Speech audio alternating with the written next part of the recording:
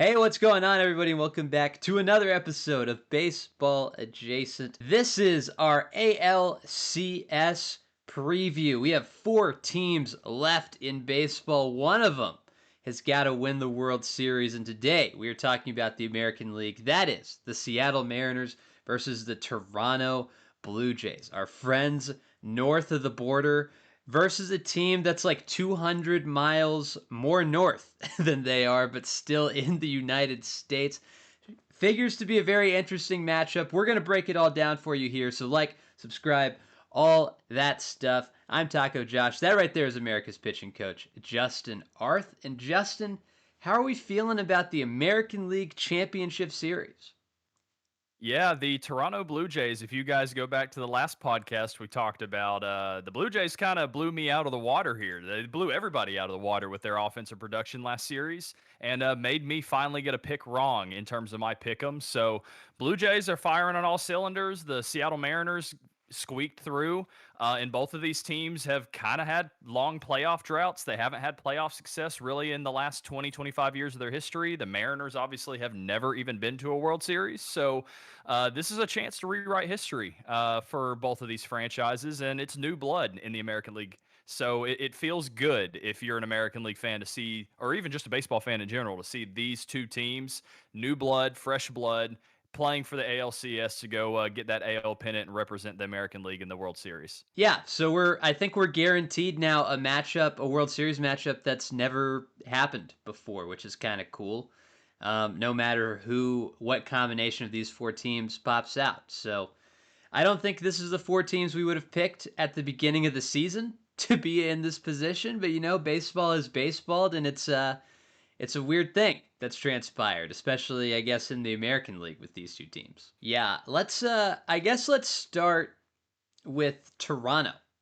They beat the Yankees in 4 games. It was an offensive explosion for them in all 4 games. I think that feels fair to say. They won game 1 10-1 in Toronto. They won the next one like 13-6. Even the game they lose, they put up 6 runs. They put up 5 in the clinching game. The Toronto offense is clicking on all cylinders, it seems. I mean, Ernie Clement, I have some stats pulled up here, went 9 for 14 in that series. Vladdy went 9 for 17 with 3 homers. Varsho had himself a good time. Andres Jimenez was productive at the plate. I mean, there was some monster numbers put up by this Toronto offense, and I think that was a question we had last podcast was, can they do that against the Yankees starting pitching? We both did not think so, but they came out and proved us wrong, and proved us wrong pretty spectacularly. Yeah, and you look at like I looked at Fangraphs to look back at the stats of this, and 7 of the 12 batters that took an at bat for the Toronto Blue Jays in that series, 7 of the 12 were over a 300 batting average. And again, shorter sample size, only played 4 games, whatever. But I mean, 7 of your 12 qualified batters that took an at bat over 300 batting average. That's pretty darn good for an offense. And then 9 homers in 4 games. Obviously, Vladdy's hitting over 500. Ernie Clement, as you said, came out of nowhere in a way in terms of the bottom half of the order, and it was like 4 for 4 games, like it was Wendy's out there, just kind of knocking in 4 for 4 games as Mm-hmm. we went along. Like, I mean, they obviously we know they don't strike out a bunch. I thought the Yankees pitching was going to strike them out more, but no, they really battled. They took at bats deep. They hit the ball around the ballpark. They put the ball in play. They didn't strike out, and they did what they needed to do to then get to their big boppers of Vladdy and things like that, and just let the ball fly. So, really offensive explosion. They're an offensive juggernaut, and they played that against the Yankees. Yeah, they had 3 guys that had more than a 1.40 OPS for the series, which is crazy. You feel pretty good if you have one of those. And they had 3 in that series. I mean, it was an offensive explosion that we haven't really seen in the playoffs ever over the course of a series. You have games that pop off and get out of control, sure, but this felt like every pitch of every game was crazy. Through the first 2 games, they had more offensive home runs than they did strikeouts. They had 8 home runs in the first 2 games. They struck out 7 times. And that's just it's crazy to think about that in the modern game of baseball with the velocity and the stuff that these guys are facing. Absolutely, and but it in a way feels like a return to the old. Like this offense is finding a way to get things done. I'll even add they are the best defense remaining in, I think, the major leagues, but they are the best defense in the American League, and they continue to prove that in how they play defense too. So like I love how they're playing baseball. Put the ball in play, not strike out. You're walking a decent amount. You could walk more. They didn't walk as much in that series compared to what they typically do. But still, they walked enough. They got people on base. They hit people around. They scored runs that way. Like so, it's going back to mid 2000s baseball, and it feels good to have a team like that constructed that way to get guys on base, two or three guys on base for then Vladdy, who again we've said at times like can't hit the home run or doesn't all the time, and then it was just kind of spraying things around a couple of years ago. But hey, spraying things around, you're getting RBIs, you're scoring runs, you're blowing people out doing it. So it's a fun way to score. Yeah, Vladdy going into this series hadn't hit a homer in a month. And that's not even that is just he just hadn't. He had not he was hitting okay statistically by like OPS and stuff, but he hadn't hit a homer. He hit 3 in 4 games against the Yankees. The Yankees were a get right series for him, which is insane to say, but I mean he kind of proved why the extension is going to be worth it long term, I think, is because he's capable of that in big moments. Because it's one thing to have a regular season series, at any point in the regular season where you go off and you go 9 for 17 in a series and hit 3 home runs against, say, like Baltimore or Tampa or like a division rival like in June versus in October. Uh, so I don't know. It feels like this was Vladdy's way of being like, yeah, I am worth the like $500 million you gave me this offseason, which is a win. I guess so for Toronto, the offense is awesome. And if the offense hits like they did against the Yankees, it should be smooth sailing. My concern is still the pitching. I think the pitching is still in the same spot. They just didn't have to be as locked in when the offense is putting up the runs that they were. I think in a closer series where you're not putting up as much runs, likely if you're Toronto, the pitching maybe gets that question mark becomes a little bit bigger against a team like Seattle. Yeah, and you look at like the pitchers that they're going to have. I mean, Gossman and Yasavage. I'm not a huge fan of rookies pitching in the postseason, even though I've seen it happen before with like your Ian Andersons in the 2021 World Series run for my Braves. But Yasavage has been absolutely outstanding when he pitched. Kevin Gossman has been really good. But anybody else they've kind of thrown out there was kind of not necessarily terrible, but not necessarily great either. I mean, Louis Varland did step up. He was used in multiple roles. He came in as an opener when they needed a starter there and pitched a little bit. And then obviously pitched in all 4 of those games. But you're looking at then who they're going to throw out this time, like in this series. At the time of recording, we're talking right before the first pitch of Game 1. So Gossman pitches Game 1 tonight. Savage will get Game 2. Bieber was hit around. Bieber will probably start in Game 3, and then Game 4 is a question with how they've kind of used their bullpen and who they really have. So Bassett and Scherzer are there, I believe. I know Bassett's there. I think Scherzer's on roster as well. So they're potential options for a Game 4. But do you really want those guys starting a pivotal Game 4? And then you've got Gossman, you Savage, and then you got to figure out Game 7 if you get there. So, and that's not to talk about the bullpen either, because like the bullpen's not necessarily the greatest either. Like Jeff Hoffman has overall gotten the job done, but Blue Jays fans don't like him right now because it's kind of like, you come in, he's going to put some guys on base, and you're just waiting for it to blow up because it's blown up some at different times. So it's not giving the Blue Jays fans confidence at all. And Dominguez has been okay, Little's been okay, but again, they haven't been like I don't know, like the Milwaukee Brewers bullpen that we've talked about in at times where they just come in and shut down everything. Like you don't feel that confidence with this bullpen, and then if you don't feel the confidence with anyone that starts a game other than maybe Gossman and Savage right now, it's going to be difficult if your offense somehow becomes cold, unlike what they were in this Yankee series. Yeah, it's the bullpen was shaky. Even well, I'll cite game two, right? The Jays put up 13 runs. They allowed seven. And I know like the argument is when you're coming in as a reliever and it's call it 13 to 2, 11 to 2, the adrenaline isn't going as much because you're like, I got a 11 run lead, a 9 run lead, whatever the number is. You're just not as like amped up as you are coming into a 1 run game, but it was Yeah. shaky, right? There's moments in that game where you're like, man, one extra base hit here, and we're looking at suddenly like a 3 run game, a 2 run game, and that's not what you want from when you're winning by that much, obviously. And I think Not. you're right. I think even in the clinching game, Hoffman comes in the eighth and gets out of that cleanly, and then it gets shaky in the ninth inning. Now it winds up okay, but it wasn't exactly seamless. There was, Yeah. it wasn't like a carefree ninth inning like you would have wanted in that situation. So the bullpen's a question mark, certainly.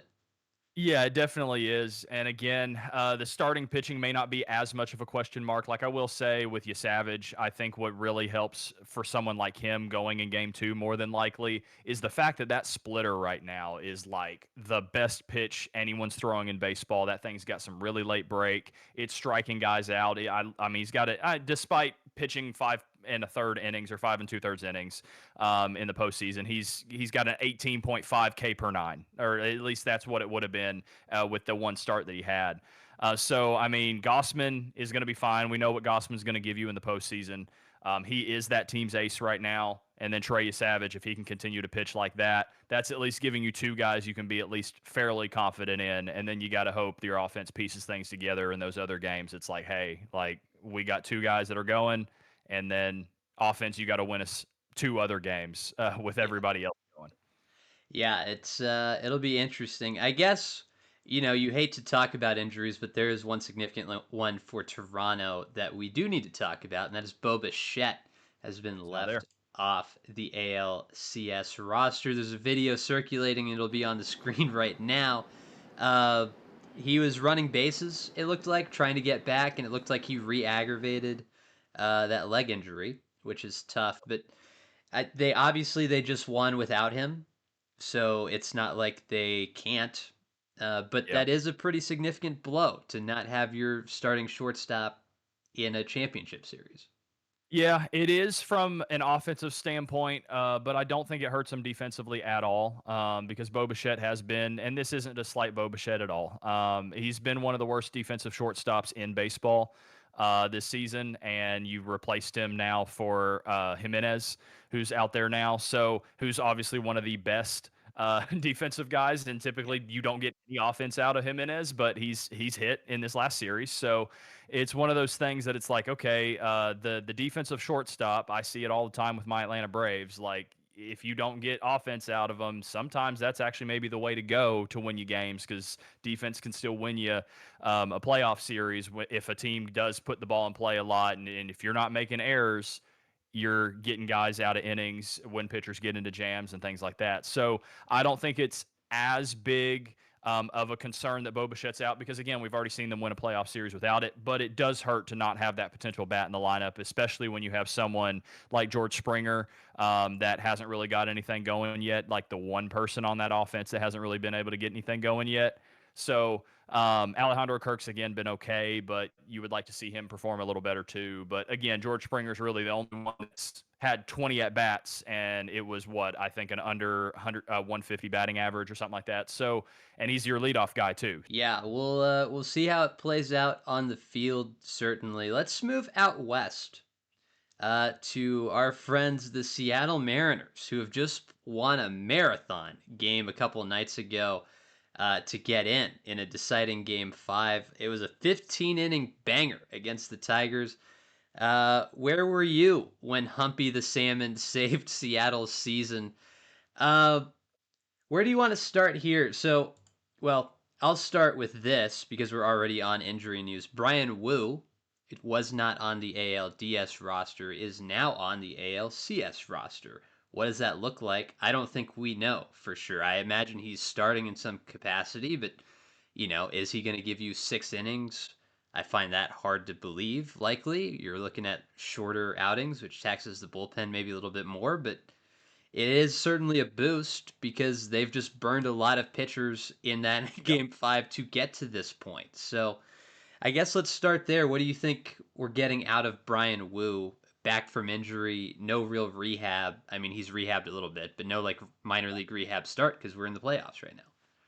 Yeah, I do think from the getting him ready to go perspective is a little concerning because it's like, okay, yeah, like you've thrown probably side pins and you've thrown maybe some one on ones and stuff like that. But at the end of the day, or you're throwing some ABs or things like that. But at the end of the day, it's like you're being asked to step in the American League Championship Series with a chance to go to the World Series. Like you're going to have to step up, and you don't have time to really get things going. So it's like, hey, you're going to give us what you got, and you just got to perform. You're kind of being thrown in the fire.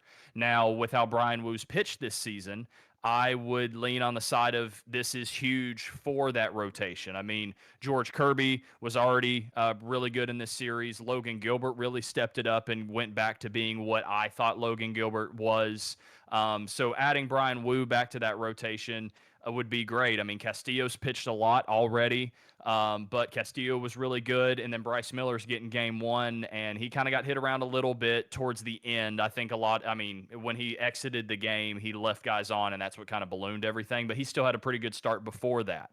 So when you look on paper, if you're wanting to compare Toronto's pitching staff versus Seattle's pitching staff on paper, advantage Seattle. Now, we've talked about in length at times on different podcasts through the regular season. Like Seattle's been a team that we expect to be the pitching team because they've been that last 2 or 3 years. This year, they all took a step back. Like Logan Gilbert's fastball was a little flatter, getting hit around the ballpark. That could still come up to beat them or to bite Seattle in this. But I mean, you look at their bullpen too. I mean, Munoz has been absolutely lights out. He has been used a lot. So let's just make that clear. Like he's been used a lot. So that could come up to bite them as well. But Spear's been good, Bizardo's been good, and Brash has been good. This pitching staff in general strikes out a ton of guys, and it kind of brings back the conversation we had in the DS preview with Toronto facing the Yankees, who were starting to strike out a bunch of guys. Like, can Toronto offensively, like again, spray the ball all over the field, take pitches deep, get these pitchers out of the game, try to get to Seattle's mid relief guys that are maybe more hittable, like your Luke Jacksons of the world, and miss Spear and Munoz and Bizardo and Brash. Yeah, I would say, Munoz is one of the best closers in the remaining four teams. I think that's Yeah, fair to say. And the bullpen for Seattle, where it's a question for some teams, the bullpen, I'll cite like the Dodgers. It's really not for Seattle. I think Seattle, you feel good about what you're running out in the seventh, eighth, and ninth innings if everything goes to script. Versus the Blue Jays, you don't feel as good as yeah. you do if you're Seattle, right? So it's going to be interesting to see how they manage that. Baseball is one of those that I mean, we've seen Washington win a World Series back in 2019. They used like five pitchers ever, Yep. right? They had three starters and then like Sean Doolittle, excuse me, and Daniel Hudson, and then that was pretty much it. So you can just run out the same guys over and over again, I guess. But it feels like Seattle has more than a few guys that they can run out and you feel comfortable with. Yeah, So you feel comfortable for with about 8 of the guys that they're running out of the 13 they'll have on roster. So if you feel good about that, it's like, okay, yeah, you advantage Seattle there. in a bubble, you feel good. Now, could it blow up? Absolutely, because that's baseball and that's how it goes. But that's kind of what we're looking at here. As far as the lineup goes, I mean, on paper, again, you kind of look and you're like, Seattle should have the advantage here, but we just watched Toronto put up a bunch of runs against New York. They have Cal Raleigh, who, there's an argument to be made that he's the American League MVP, and he's supported by Josh Naylor, who's no slouch. He's got Arozarena and Julio Rodriguez. Eugenio Suarez is in this lineup. J.P. Crawford showed some life somehow last series. Polanco is there. Like that lineup's pretty deep, man. Like this is if you look at the roster and you look at starting pitching, the bullpen, and the lineup, and even some of the pieces off the bench, it's you start to look and you're like, this could be a World Series winning roster on paper.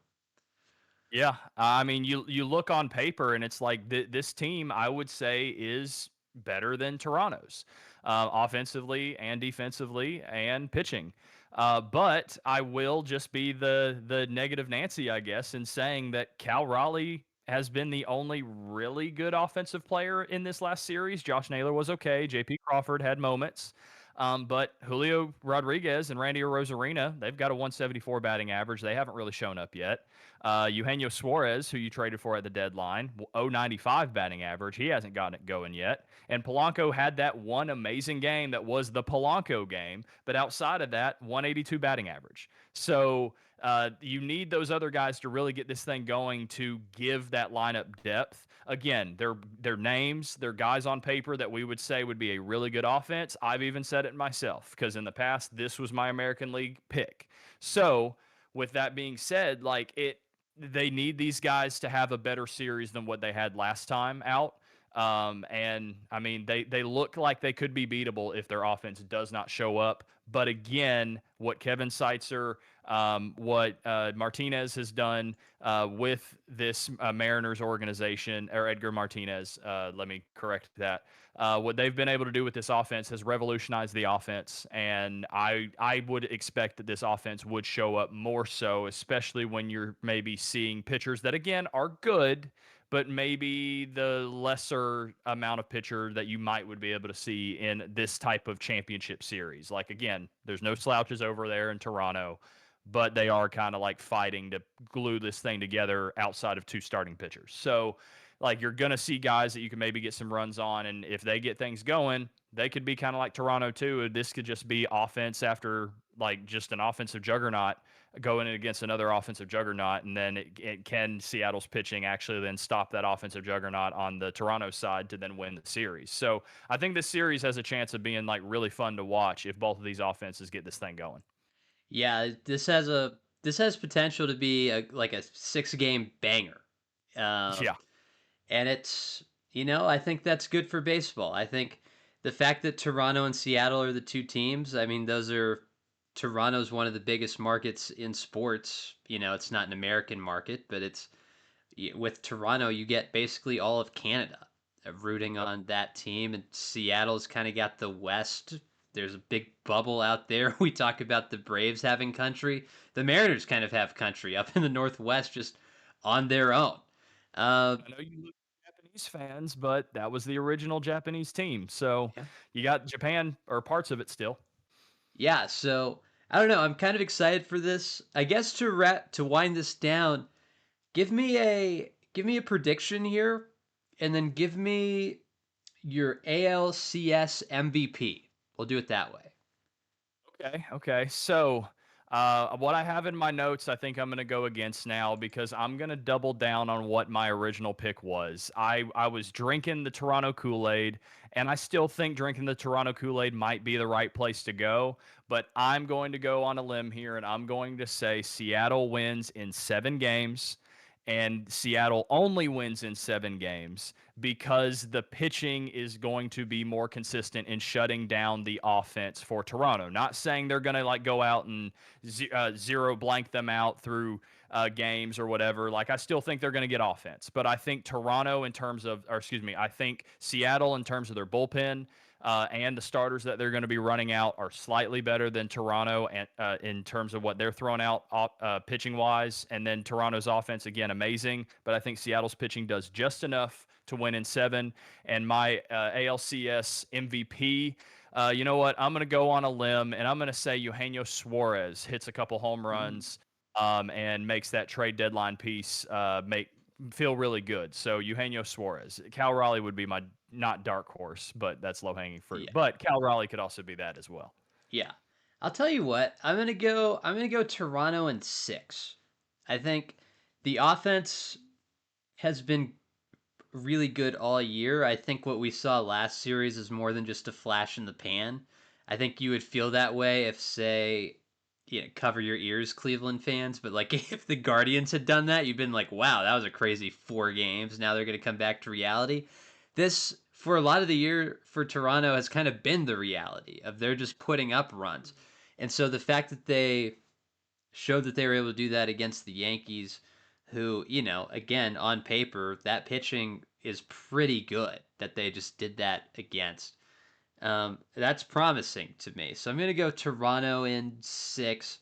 My guy here, I mean, the obvious one is Vlad, so that's who I'm gonna say. I think it feels like he found something. It feels like the Yankees locked him in, and I don't know if that's his hatred for the Bronx or what his problem is. But it feels like he found something, like truly found something last series. Like he was seeing it well. And so now, of course, he's had days off because that series ended so quickly. But it feels like he was seeing it well. I kind of think he's just going to continue to see it well. So he's going to be my ALCS MVP. But I guess let us know in the comments, who are you picking and who's your ALCS MVP? Uh, yeah. Do you have anything else in this series you want to throw out before we end the episode? Not really, but just again reiterate like this Toronto Blue Jays team is fun. I think they are a really good kind of feeling like team of destiny right now, despite what my pick is. I got to just double down on what I'm saying. So I think we're in for a really nice ALCS. So if you're not watching it, like I was not watching parts of the DS because of my busy schedule, definitely go check out the ALCS. Game one is obviously done by the time you guys watch this, but we probably will have another 4 or 5 games by the time this thing gets out. So watch the ALCS. It's probably going to be the best series of the championship. Yeah. So if you guys made it to the end of this episode, Justin, give us a player to comment. You're going to comment JP Crawford. I'm digging the dreads. I'm digging the trident or whatever it's called. JP Crawford. Comment JV Crawford, and we will see y'all in the next one. Take it easy.